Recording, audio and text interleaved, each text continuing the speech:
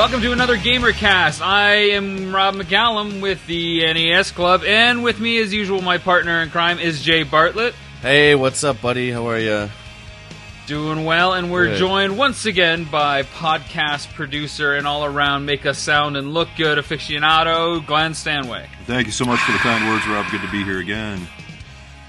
Yep, boys, we come around to another topic, and a lot of today's discussion will be based off of user fans and comments and stuff that we've got on Facebook and Twitter, so this is kind of exciting. So we've tentatively titled all this stuff Gameplay, Re-Releases, Reproductions, and Emulation. We're going to go to the first kind of comment that was made from a fan called Joe. We're going to leave out last name so nobody gets any hate mail or anything like that. Joe asks, I'd like to hear more about how game collecting has gone mainstream. Everybody and their mama is buying up games, retro in particular. You guys think collecting has gone mainstream, first of all? I don't think so. I mean, I noticed there's a lot more collectors, but I don't think it's necessarily trendy to do it. I'm noticing a lot more people who kind of got rid of their old stuff now wanting to kind of relive or have it back in their life. There's a lot more of that, but I don't know. What do you think? Well, I think there's a lot of people who grew up playing games who are coming to a point in their lives where they want to try and recapture some of that stuff. And I think it's really just that I don't know if I go so far as to say it's gone mainstream. I think there are more people doing it, but I also think there's literally more product with each passing year to collect as well. There's a lot more people getting out there and doing it because I think getting out there is a lot of fun. So I see a lot more of that, but I don't know if it's necessarily more or newer people. I think there's a little bit more attention on it because there's a lot of reality shows that really emphasize those hidden finds, those gems. We're talking, of course, like American Pickers and Canadian Pickers. Yeah. You know, even Pawn Stars talking about, you know, this old thing I found in the attic is worth this. You know, it's like the Antiques Roadshow phenomenon all over again, but with more specialized niche merchandising. So with that being on TV, I think there's this general impression that collecting has gone more mainstream. And when it comes to games and retro games in particular, what I've noticed is, and it's maybe from a little bit of collector burnout, Jay, I don't know what you think, but when you sit there and you watch this stuff all the time online and people are talking about pickups and stuff, and then you go to your local store and there's like nothing there, it feels like the world is conspiring against the items that you want, even though that might not be the case. I think you're right there. I think you have a point. I really think that it's more difficult now going out on a Saturday morning and find this stuff at a garage sale. I mean, at least I'm speaking about where I live here in Canada. You don't find a lot of gems anymore because I think there's just too many different ways to keep track of what you have. And almost everything now is worth money, right? So harder that way. So the one other point that I wanted to talk about, I mean, Joe's saying that, you know, everybody is collecting retro titles and everybody and their mama is buying them up. There's definitely like, and maybe I'm reading it the wrong way as a negative thing, but what could be good about collecting becoming popular? I mean, I've got a few thoughts, but Jay and Glenn, I mean, there's two sides to every coin. So with collecting and retro gaming becoming popular, what do you think some of the good side of that is for everybody out there? Oh, it makes the community bigger. Do you know what I mean? It brings everybody in. And video games have always been meant for everyone to share together. So I think the bigger the community, it's just win for everyone. I think on one hand, while you're going to have more eyes and more hands kind of going after the same product, the converse of that is that if it's a bigger community, there's more places to potentially find that product too. Yeah. I think it's definitely a bit of both. I mean, like you're saying, Jay, there's a lot more people out there. And with more interest in something, you're going to get more people wanting to sell the stuff that they have because they think they can now make a quick buck because it's trendy.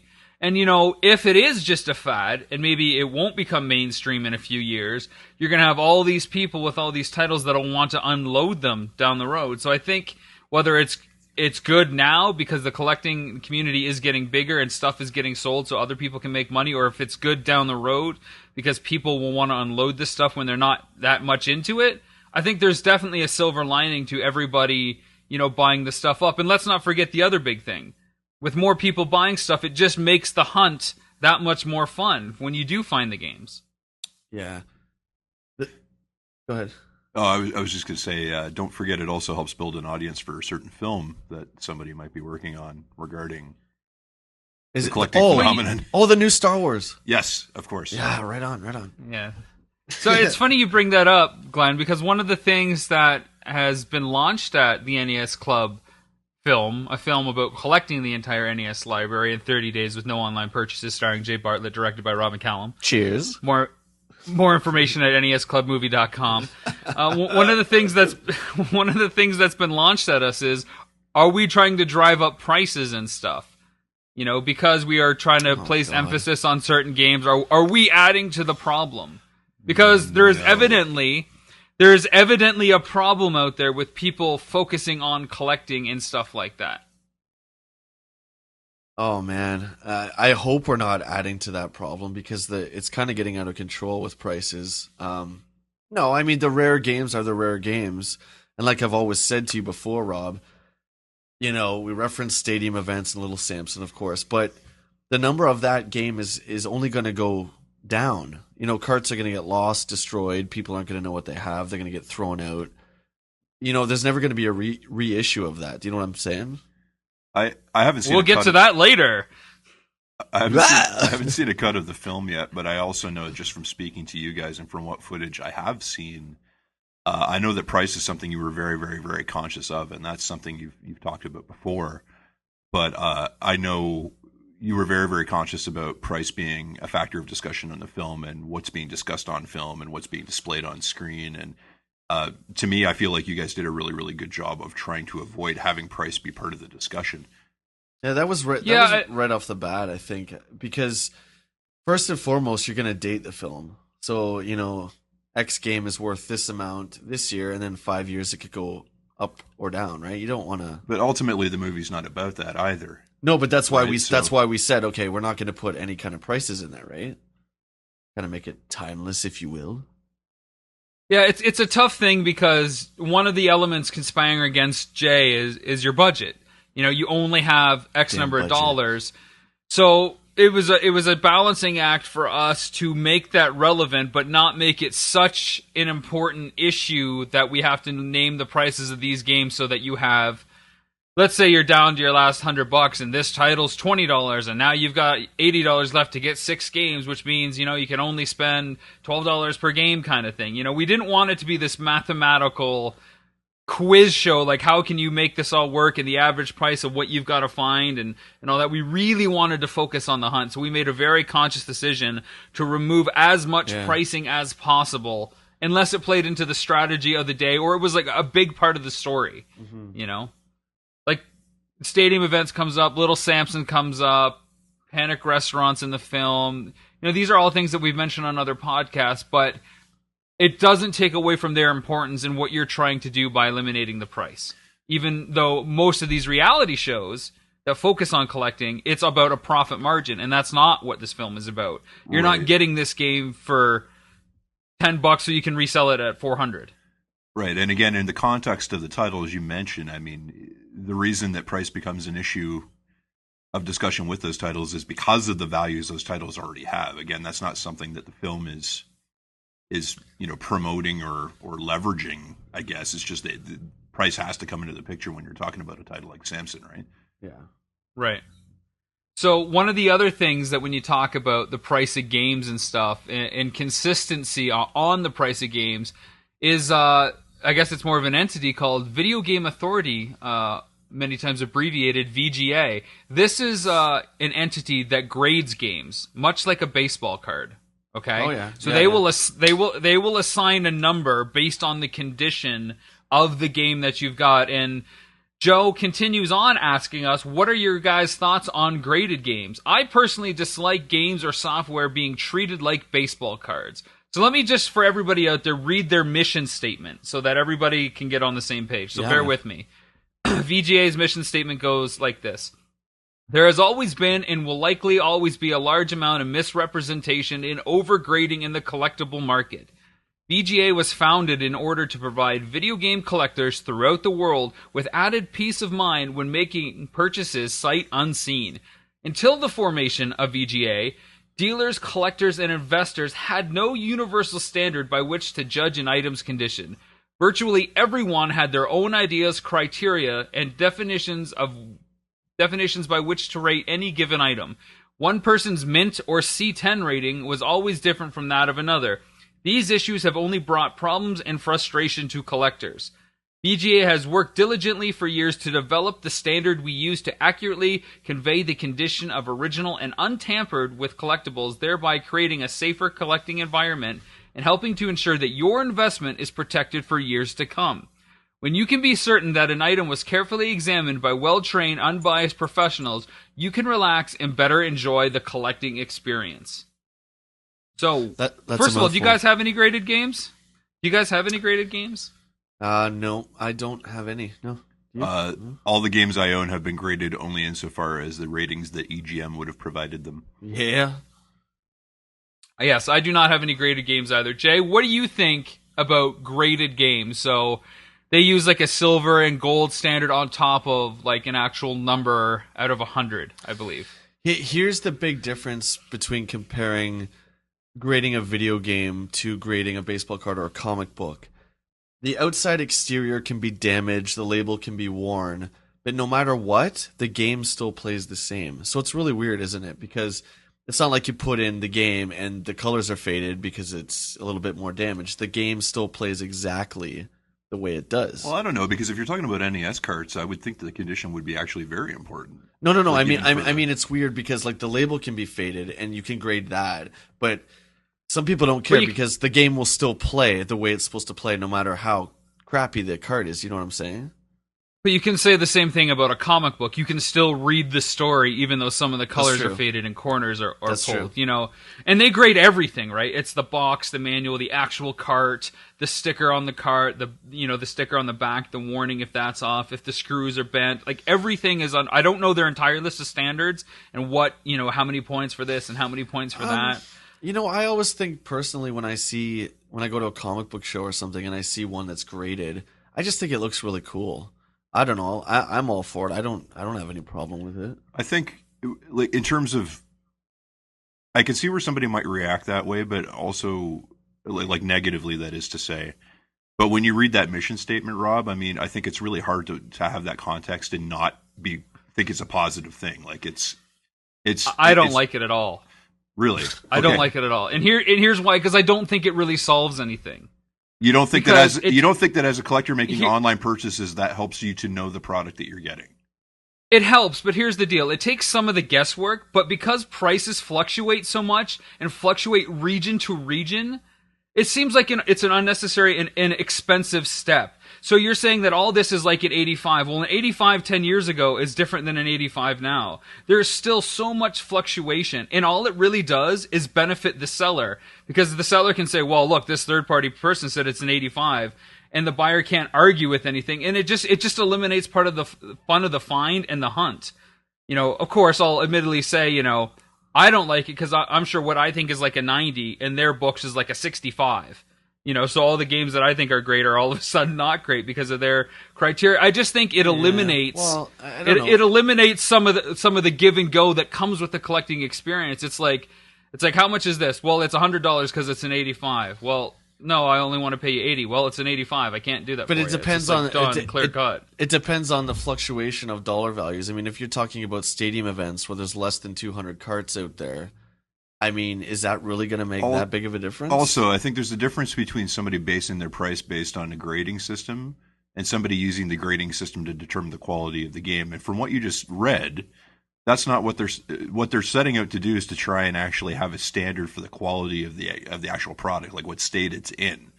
Whether or not somebody's basing pricing on that is completely irrelevant to what their mission statement is. But that's what they're doing, because they're trying to protect your investment for years to come. It says, helping you to ensure that your investment is protected for years to come. So it's definitely tied to how much money you're putting into it by using their standards. So when you go on eBay and you look at graded games or you go to a trade show, they've paid that money, because this costs money. It's like $50, I think, and it takes, 2 to 3 weeks to get it back. But you basically pay that $50 so that if you wanted to turn around and sell it, you have a basis to say this is worth this much because it has this assigned score.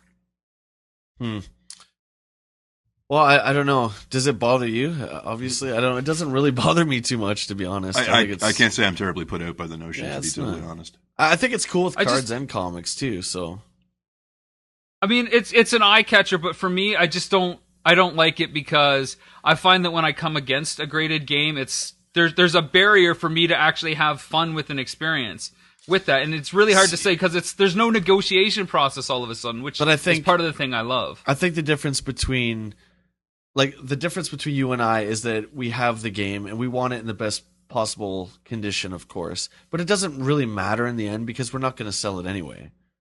You know, you and I buy the games to have them and to enjoy them. So, I mean, if people want to get their stuff graded, let them, right? But that's the thing then. Like, if it's not to sell them in the end, then why get them graded? So this is what I go back to. Obviously, people get them graded to justify what they can sell them for. Sure, it's to eliminate any kind of misconception and confusion. Or to get it's... No, it could be to get, again, I reference stadium events because it's a low number. You know, your stadium events is rated an 85 and mine could be a 96. And so there's the little bit of there's a competitive aspect there. It's like mine's a little bit better than yours, right? I mean... And see, that's another aspect. I get it, but that's an aspect that I don't like because I think it adds to the elitism that seems to exist beneath the surface of the collecting community. You know, it's like mine is better than yours because these people said it is. It's an 86 is better than 85. I don't care. I guess it's more important if you're a reseller. I guess maybe I've never had a comic or a game graded, so I don't resell my stuff though. So. I guess for me, because I see this more as art than a thing that can be bought and sold for money, even though that's why they were created in the first place. For me, it's art, and to judge something with a number value on it, even though we're talking about condition, increased corners, and faded wear, it just bothers me. That's where it really starts. I don't know, and I guess I don't think about it much because it's not like it's limited to games. Yeah, I mean, you could say that of any art form. I'm a huge fan of comics. Like I love comics, and from a literary perspective, comic books are a better product now, just in terms of like actual story and artwork and whatever else than they've ever been. Like people who collect like the comics that are worth money, people are not buying those to read. They're buying them because at that point they are an object that's worth money. Let's take, for instance, I have Incredible Hulk 180, which is the cameo of Wolverine for the first time. Okay, I got that at Comic Book Collector in town here when I was in high school for $20 because there's a bit of water damage on it. But I don't care. I mean, if I could upgrade it for a better condition one, of course, but it doesn't take away the enjoyment of having the book because it's lesser quality, you know?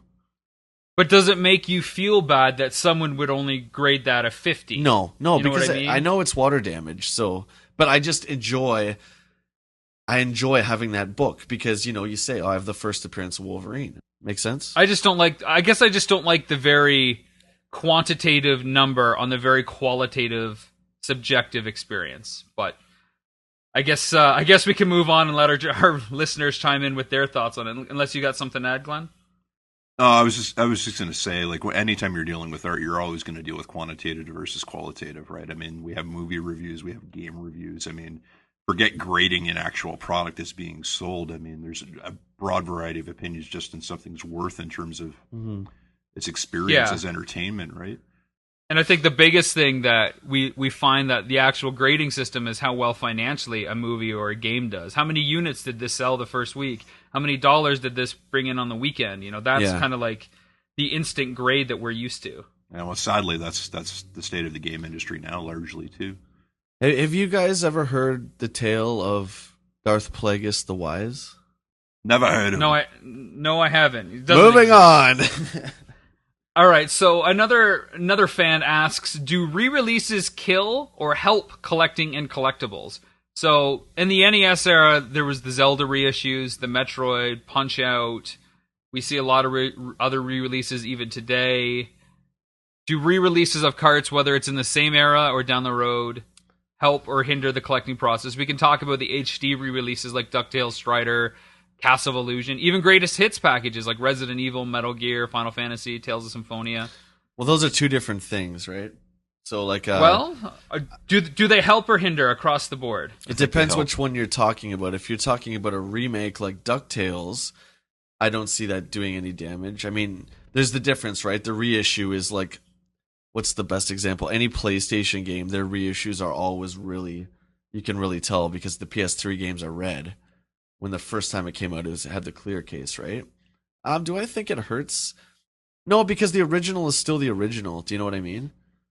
Like the original is still going to be worth money, and if you have a reissue in your collection, it stands out like a sore thumb.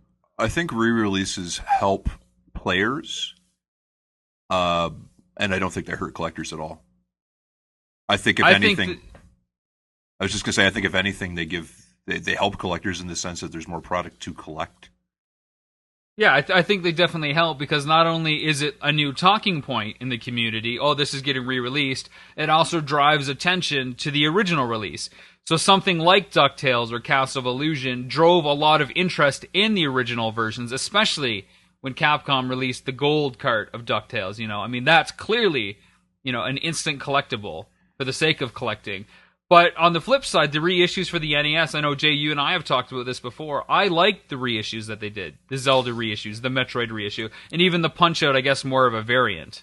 Well, see, it's funny because the reissues on the NES are actually more They're rare. like the greatest hits. Yeah, they're more rare than the original release, like the Yellow Label Metroid. The Punch-Out was different because they took Mike Tyson out for, reasons we don't want to talk about, but that's different.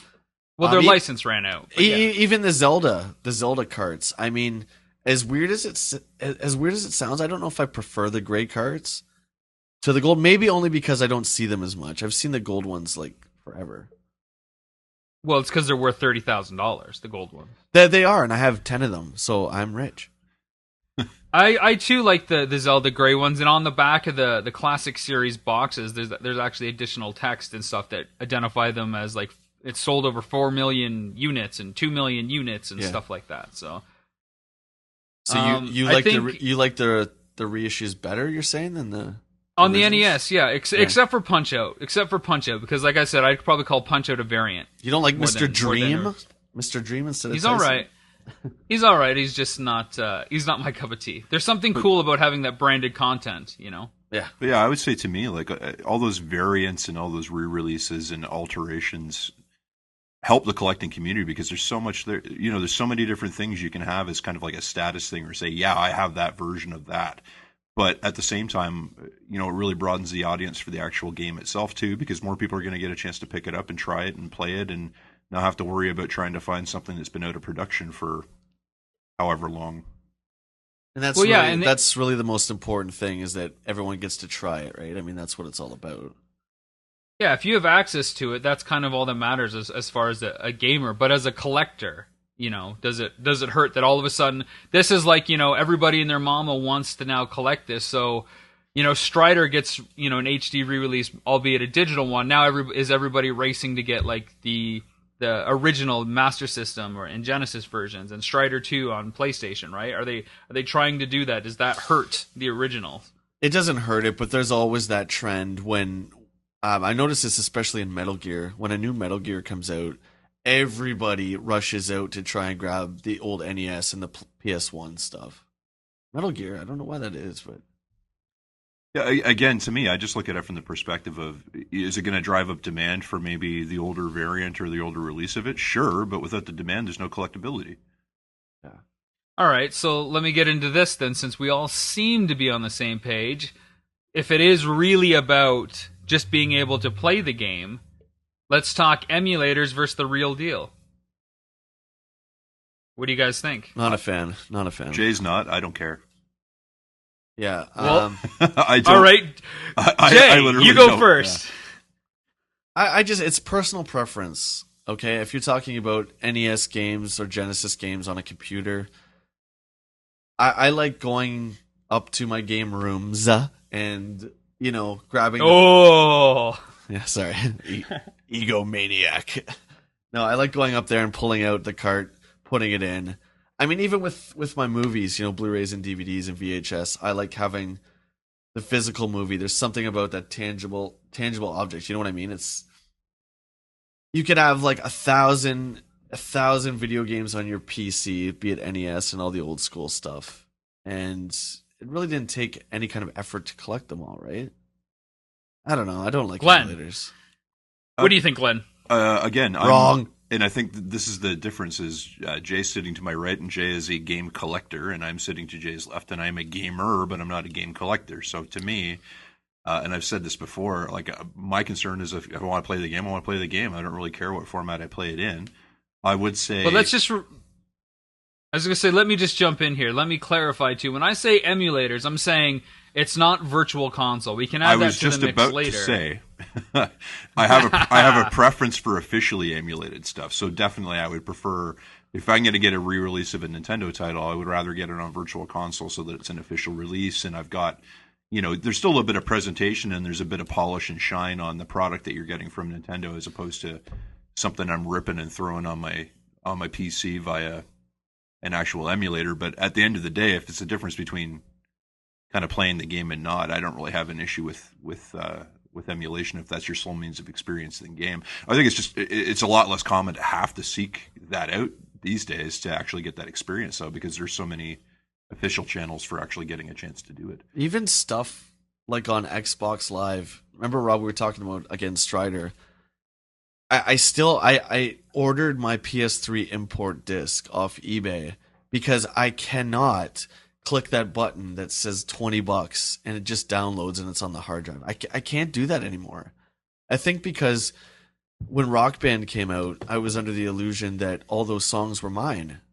And now that the licenses are running out for the artists, like my Foo Fighters stuff is not there anymore. I'm like, wow. So I just spent all this money and it's gone. So eventually the servers will be down at some point and Strider won't be accessible anymore. I can't purchase something and not have the physical object. That's just me though. So here's my problem, I guess, with emulators, and even to a same degree on the virtual console, it's not the same experience when we're talking like either on like a PC or a Mac.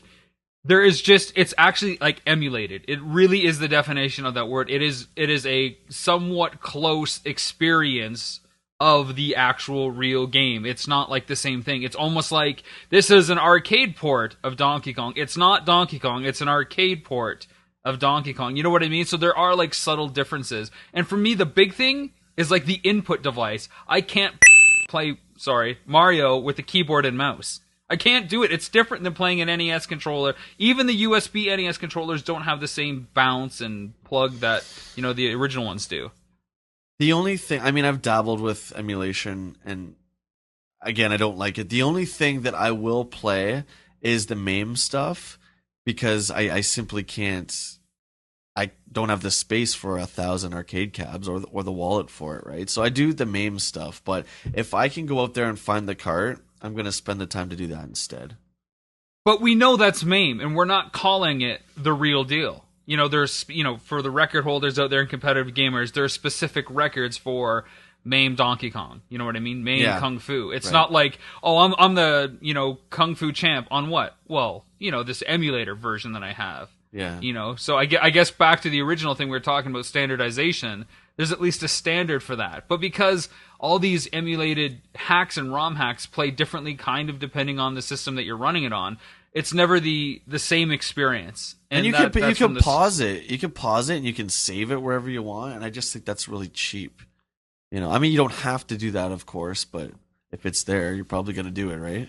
Yeah, and again, I'll just come back to like my experience is based on the way I choose to play and experience games, and at the end, like for me, like the competitive angle of it is not even consideration because I'm not a competitive gamer. Not yet. I know. Not ever, soon, probably. Young one, soon. I'm too old. My reflexes aren't very good anymore. But you. But yeah, that's the thing. Like for me, like Donkey Kong's Donkey Kong, and I'm not trying to set any records or anything anyway. So I guess that's not even something that enters into my field of consideration. You better not. I'm just kidding. So which here's not saying it's right or wrong, just that that's my experience, right? So not that there's anything wrong with that. Let me throw this out there then. So Jay, much wrong with that. Let's talk about emulated hardware. The Retron series and Retrobit stuff that's released. The Retron 3, for example, that allows you to play your legit hardware game packs on a new, unlicensed hardware device. Go. I have one because it's on the main floor in my house, and it's simply for convenience. The one I have, I can't remember. It plays NES, Genesis, and Super. I think if you already own the old school consoles, there's nothing really wrong with it. But So what you just said is, as long as you own the consoles, it's okay to use these because retro remakes. I like the pure experience. If you're gonna play NES, get an NES. But that's what we do when we go to your place, though. We go to play, so are we not having a pure experience? We play on the Retron? Yeah. Well, the Retron's downstairs, like I just said, for convenience, because we all can't fit in the room upstairs, right? So, and it's just but what I'm saying, you don't have to unplug everything, and it's all compact into one. But is it the same as playing?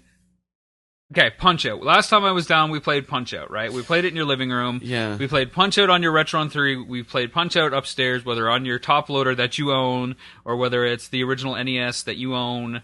You know, is the experience the same? Is there anything wrong with playing that hardware system? It plays the original games, but I have noticed we played Lone Ranger in one of the Castlevania games, and the music was off. The music was warped sounding. It was really weird. So it's not a pure experience. No, it's not. But it uses the original games.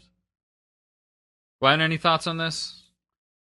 I don't really have many. I guess all I would say is for me, for somebody who wants to play those carts and just has difficulty finding hardware that's reliable to play it on, I think it's a great option to have. And not a lot of people. Yeah, sorry, Glenn. Not a lot of people can afford all 3 or 4 systems in the Retron, right? So it's, $70, $80. It's a good deal, I think. At a point in the relatively recent past, I had 3 NESs, and I had 3 NESs because they were all in varying states of repair. Like some of them, yes, fancy me with my 3 NESs. Ooh. You had 3 NES. What are you, rich? But no, because I paid like $7 for them or something. But they also all worked in various states of repair. So I had one that worked really, really well, and I had one that barely worked, and I had one that kind of worked. Yeah. And that's the thing, right? And if somebody can't find the hardware to play the carts they want to play, and there's an option for playing it, whether it's a quote unquote pure experience or not, I think it's nice to have the option at least. Yeah. All right, so let me throw this out there then. Let's take it one step further. We've talked about games. Now we've talked about the system that you can play it on, the authenticity, LCD versus CRT TVs. I like the old school TVs for the old school games, plain and simple. I have an old school right beside my flat screen. And I was playing Final Fantasy the other day, and it looked great. And I tried to switch it onto the flat screen, and the pixels look really, really bad on it. So I'm for the old school TV for the old school systems. That's my 2 cents. Well, I mean, basically that's because it's spreading the pixels out and trying to duplicate the same colors around them across the different field, right? So that's why it doesn't look as good. But more importantly, there's actually a delay between the input signal, so your timing will be a little bit off. When Mason Kramer was down, he was playing Mario 3, and he kept telling me there's a delay, so don't expect any kind of miracles. And I said, what kind of competitive player makes up excuses on the spot? Of course, just making fun of him. Jeez, but, we love you, Mason. He's like, but the thing is, now that I have a CRT, I picked one up at Goodwill, and everybody else can pick one up now if they're looking for a good spot. Go Goodwill hunting, if you will. And grab a TV or look on a curb. Or, yeah, there you go, curbside, where we found 4 TVs for the NES party we had, remember last summer? 4 TVs on the curb. Yeah. I really do think the TV makes a big deal for old school gaming. Glenn? Again, as somebody who doesn't do a lot of old school gaming on modern hardware, I've never had the experience of seeing delay in terms of gameplay or anything like that. So I absolutely buy that it's there. It's just, for me, from the aesthetic point of view, I don't mind it. I mean, 2D games to me are one of the few things I can play on a modern TV and not be annoyed by how it looks. Like, I don't mind the sharpness. As opposed to really primitive 3D games, which I feel give me eye cancer when I look at them now. Well, poor PS1 stuff. That stuff just hurts me. But 2D stuff, I'll play it on anything. I don't have preferences one way or the other. So, gentlemen, do we like reproductions? Why? Why not? Does Virtual Console count as a reproduction? Jay, do you want to maybe clarify what reproductions are for our listening audience and what that kind of consists? I'm sure we'll go over it a bit. Like a reproduction cart is something that uses existing carts to replicate a game, pretty much. Do I have a problem with reproduction cards? Wow. No, I don't. Again, as long as it's clearly labeled a reproduction card and people don't try and pass it off as the real thing. That's when I have a problem with it. Yeah, and there are different versions of that. Like, there's the Nintendo World Championship that you can get from Retro USB out there, and they make it like you were saying on one of the podcasts we were interviewed on. They make it like a clear kind of purple. This is a reproduction of that existing Those guys NWC card. are awesome, and everyone should check out their site.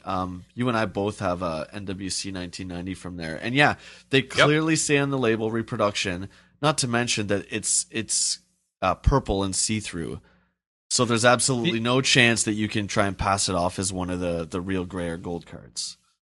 The other kind of reproduction, though, are those carts that were never either finished during the NES era or stuff that was only released in Japan on the Famicom that you can get as a repo at the cost of a board from another game. So I have Labyrinth, for example, that was never released in North America, but I have a repo of that, and I have like California Raisins, which was a finished game from Capcom, and they just never released it. I have a bunch of repos. When did you get that? That's right. When did you get California Raisins? I've had it for a bit. No, when did you? I'm asking you when you got it. I've had it for a bit. I'm so annoyed. I think those are cool too. I think those are cool too. It's too bad that cards have to be sacrificed in the process. But what are you gonna do? If one more card of Tiger Heli has to bite the dust so I can get to play a game that was never released here, then so be it. Tiger Heli, there's only 6 million left. Slow down. Glenn, any thoughts on Reproductions? Is it good, bad, rad, sad? Again, not really any to offer. Like to me, if it's like I feel like that's no, I really don't. Like that's to me like. I hear your example, and if that gives you a chance to play a game in a format that you would have never normally had the chance to play it in, then great. But again, like I don't. To me, that strikes me as something that's more about getting an experience to play a game as opposed to the collecting angle. All right, so how about this? What about Homebrews? Games that people have made themselves and flashed onto NES carts. Let me go back one sec here because. Like the Retro USB again, they have timed releases, so they'll put up NWC 1990 for maybe a month. I don't know exactly how they decide when they're going to take it down, but they make the games only available for certain amounts of time, and those reproductions of NWC actually go for double what they're worth online, right? So I mean, those are collectible in themselves. Yeah, they've got a bit of a following, though. You know what I mean? Like, there's a bit of a cult following to some of the stuff they do. Like, they do Christmas releases that actually have, like, lights that blink in their cartridges, I think. So it looks very Christmas tree-like. So those become collectible. Of course, they do the Versus stuff from Nintendo. Yeah, the Versus Super Mario stuff's awesome. So Homebrews. What do you guys think about Homebrews? These are games people have created themselves either by hacking a ROM from an existing NES game, actually going into the source code and manipulating it and putting it on carts. I've seen a few Castlevania ones. I haven't actually. I don't think I've ever played one, but there's a bunch of Castlevania ones I wanted to check out. At the Waterloo Gaming Expo a couple weeks back, I saw a bunch of timed Legend of Zelda ones that I never knew existed. I think they're cool. I'm a huge fan of Homebrews. Yeah, I don't know what it is. I just think it's because, it's like guys like us who get the time to put a game together. So we're like born of that era, so we get it. And the fact that we get to play like another game that never been played before, sure, maybe it's using like the same engine or whatever. But like I said on another interview that you and I did, Jade, like Fat Cat's Revenge, a Chip and Dale homebrew. Yeah. It's like the hardest game ever. It is so awesome. I'll bring it up when I come up next time, just so you can cry at how difficult it is. But that's a quality game. So if you're passing it off as a new game, I think that's cool. But again, if you're trying to dupe us or trick us into thinking it's something that it's not, I'm all against that. Like Super Mario Brothers 4. Oh, what, you didn't get this? Oh, I found the source code. Yeah, exactly. That's wrong. Yeah. But when you're trying to say that this is your own intellectual property, and sure you're using like the Chip and Dale engine or the Mario engine, I think that's real cool. I think real cool. It's like anything you love. You see so much like fan fiction for, let's just say, Star Wars. I'm all about that, man. When a fan loves it so much, loves Chip and Dale's Rescue Rangers so much that they're going to make the third one that never existed. I think that's awesome. I've got 3 more things to get to. One, we're probably going to have to put on hold for another day, even though we've talked about it a little bit, and that's digital versus physical. So we'll set that aside. Sure. The 2 other questions are, though, guys, cartridge or disc? And why? I'm a cart guy all the way, 100%. Why? Because that's the way it is. The discs are so problematic; they get scratched. I've seen so many of them defective. Well, anybody on Earth knew how to actually handle a CD or a DVD. We wouldn't have that problem. I know, but I'm just saying you could take an N64 cartridge and back over it with a truck, and it will play just fine. You know what I'm trying to say? I know. I'm expressing my personal pet peeve about the average human being's complete inability to know how to handle. You're talking about retail. We're not talking about no retail mention. I'm talking about in my house, man. I'm not specifically limiting that to. So my are we gonna name who's doing this? Because I know it's not you. I don't know anybody, no. But you hold them by the edges. I love the instant load time of cartridges. I remember dreading the fact that we were moving to all optical media with discs, and there's going to be tons of loading time, and then we're going to need memory cards and all that stuff. I remember that being a very awkward transition for me. What do you guys think about that? Well, when you have a problem with an NES cart, what's the solution? You blow, right? Done. You throw it out and get a new one.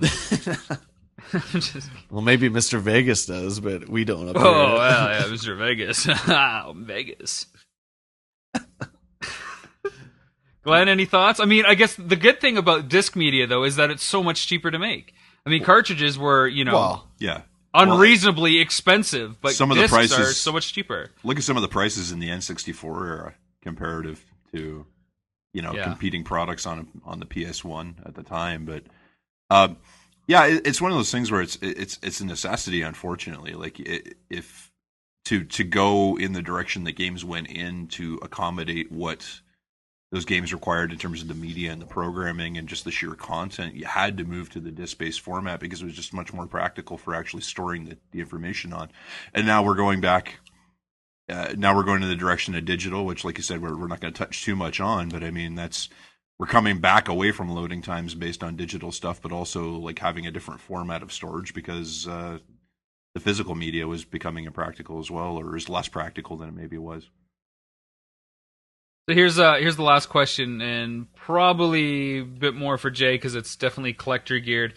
Jay, now that this isn't like totally directed at you, but I'm kind of phrasing it for you. If you're going to complete a set of titles for the NTSC stuff, which do you go for afterwards, Famicom or PAL stuff? If you're looking to get all the titles of that era. Personally, what would I do? Yes, PAL.